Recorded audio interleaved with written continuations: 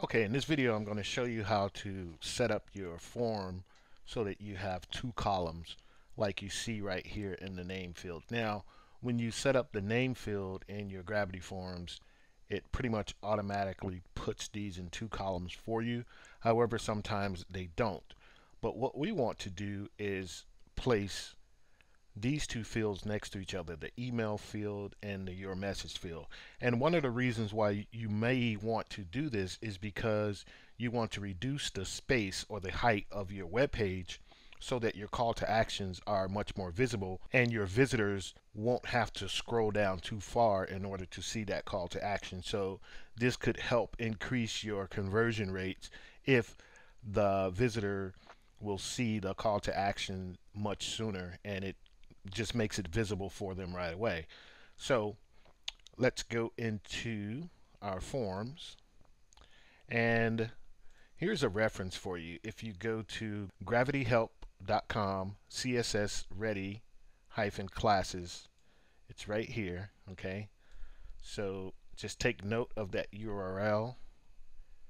Okay, and then I'll also post these in the comments, so I'll just start a new thread for the actual course itself, and then I'll just make a note that this is how you set your columns for your form. Okay, so here are all the short codes that you need to set up your column. So the half basically means two, right? Half and half. And you also have like thirds where you can set three columns across or whatever you need to set up. So it gives you an example here. This is the left half and this is the right half. So this is the result of how it'll look. Now here's three columns. So here's an example. Left third, middle third, and then right third. And as you can see, here's the three columns right here. Okay, so let's set it up. Let's copy our code. We're going to set up the left half first. So we'll copy that, and then we'll go to our form. And we'll start with this one because we want to push this one to the left.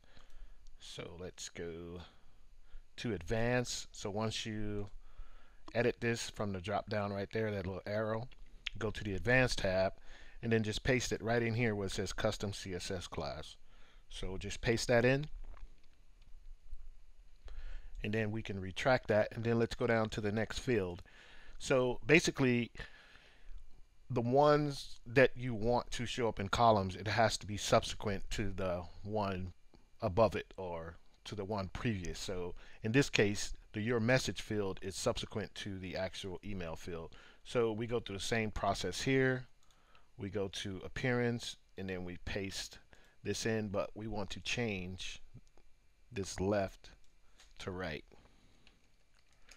So we're all sorted right there, and that's all you need to do.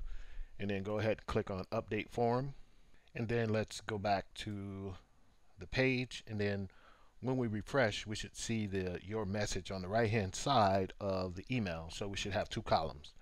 So let's go ahead and refresh the page. And just like magic, there you go. There it is. Now you have two columns. Now it frees up some space. You can also adjust the height of your whatever form you're working with.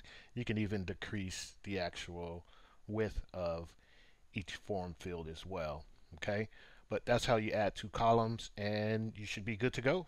So I'll see you guys in the next video.